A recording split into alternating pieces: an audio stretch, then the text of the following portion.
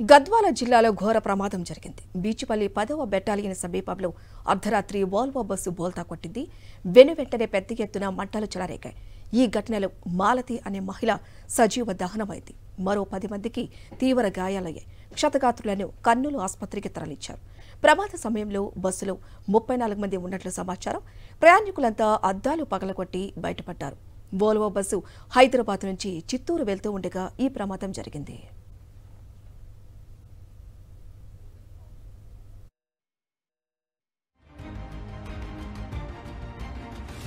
ఈ ప్రమాదం గురించి మరింత సమాచారం మా ప్రతినిధి విజయభాస్కర్ అందిస్తారు. ఈ యొక్క ప్రమాదంలో మహిళ సజీవ దహనం కాగా మరొక 10 మందికి స్వల్పంగా గాయాలైనాయి. ఇద్దరికి మాత్రం తీవ్ర గాయాలు కావడంతో వారి యొక్క చేతులకు ఫ్రాక్చర్ అయినటువంటి పరిస్థితి, వాళ్ళకు కర్నూలు ఆసుపత్రిలో కట్టుగడినటువంటి పరిస్థితి.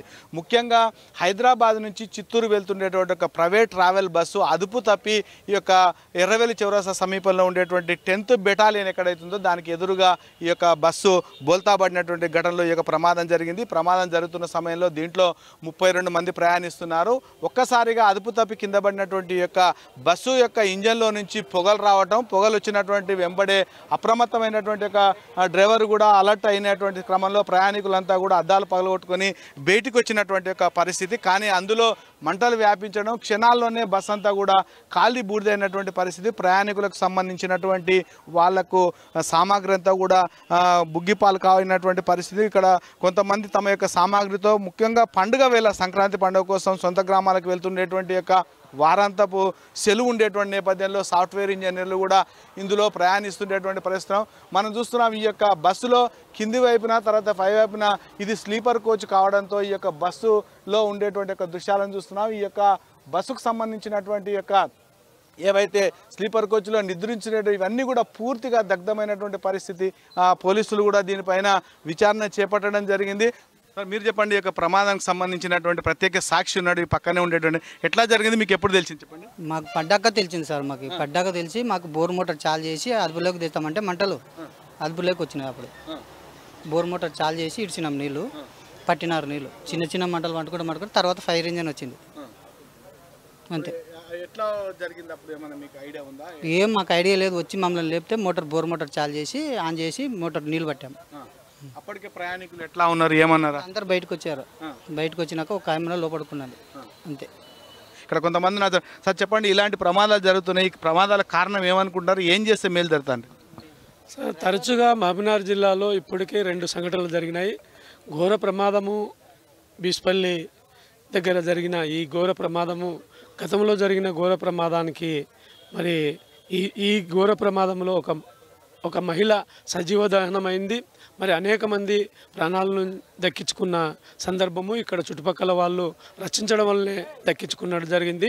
వీటి వేగ నివారణ జరగాలని మేము పౌరులుగా మరి ఇటువంటి ప్రమాదాలను నివారించాలని కోరుతున్నాం. ప్రమాదం జరిగిన వెంటనే డ్రైవర్ అప్రమత్తంగా వ్యవహరించడంతో ప్రయాణికులు అద్దాలు పగలగొట్టి బయటకు వచ్చారు. మాలతి అనే ప్రయాణికురాలి చెయ్యి బస్సు కింద ఇరుక్కుపోవడంతో ఆమె బయటకు రాలేక సజీవ దహనమయ్యారు. బస్సు ఓవర్టేక్ చేసే సమయంలో ప్రమాదం జరిగిందని కొందరు ప్రయాణికులు చెబుతూ ఉండగా డ్రైవర్ నిర్లక్ష్యం, నిద్రమత్తు కారణమై ఉండవచ్చని పోలీసులు అంటున్నారు. మంటలు అంటుకున్న వెంటనే సమీపంలోని బోర్ మోటార్ నుంచి నీళ్లు చిమ్మినప్పటికీ ఉపయోగం లేకుండా పోయింది. అనంతరం ఫైర్ ఇంజిన్ సాయంతో మంటలను ఆర్పివేశారు.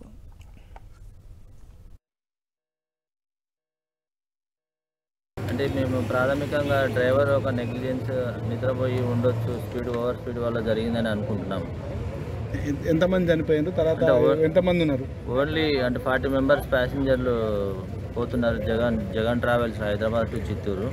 అందులో ఈ లేడీని మా వాళ్ళందరూ బాగానే మ్యాక్సిమం ప్రయత్నం చేశారు ఈమెను కూడా బయటికి తీసుకురావడానికి. కాకపోతే చెయ్యి బస్సు కింద పడింది. ఆ బస్సు ఆమె చెయ్యి మీద పడింది కాబట్టి తీయలేకపోయిండ్రు. ఇమీడియట్ మంటలు స్ప్రెడ్ కావడం వల్ల చనిపోయింది.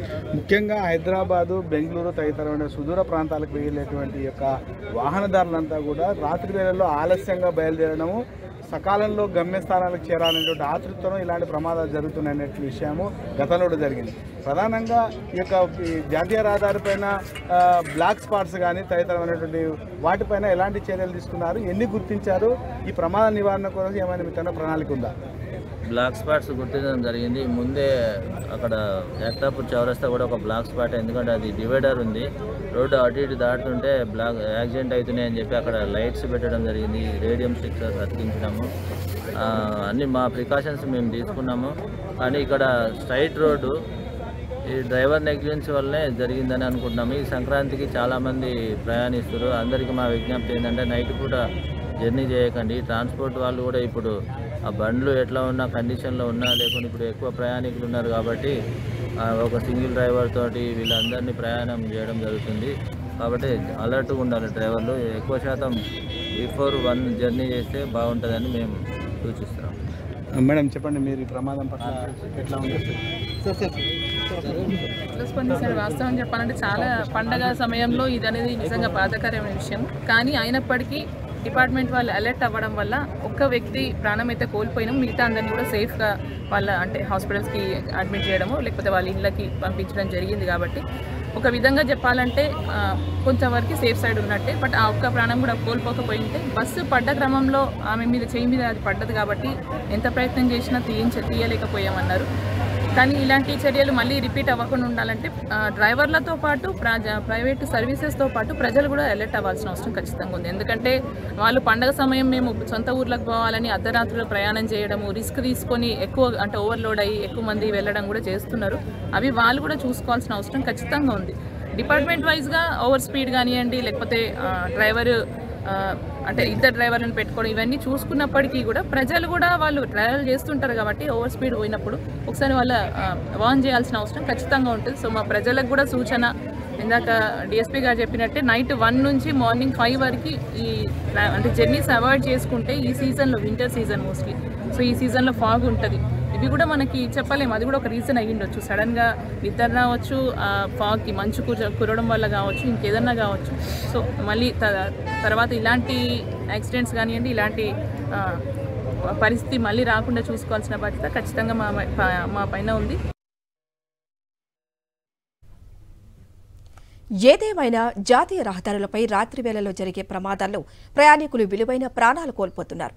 రాత్రి 1 గంటలోపే ప్రయాణాలు ముగిస్తే ప్రమాదాలు జరగకుండా చూసుకోవచ్చని అటు పోలీసులు సూచిస్తున్నారు.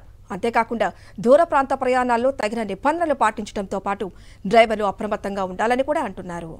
కేవలం ప్రైవేటు సంబంధించిన ట్రావెల్ ఏజెంట్లే కాకుండా ప్రజలు కూడా అప్రమత్తంగా ఉండి సకాలంలో ముందుగా వెళ్ళినట్టయితే రాత్రి వేళలో ప్రయాణం కంటే ఉదయం పూట ప్రయాణాలు సంబంధించిన దానికి ప్రియారిటీ ఇచ్చినట్టయితే ఇక ప్రమాదం నివారించవచ్చు. ఇక ప్రభుత్వ పరంగా మనం చర్యలు తీసుకోవాల్సి ఉంటే వాటికి సంబంధించినటువంటి చర్యలు కూడా తీసుకునేందుకు తాము సిద్ధంగా ఉన్నారని అభిప్రాయం ఆమె వ్యక్తం చేస్తారు. కెమెరామెన్ విజయభాస్కర్, సాక్షి న్యూస్, బీచ్పల్లి నుంచి.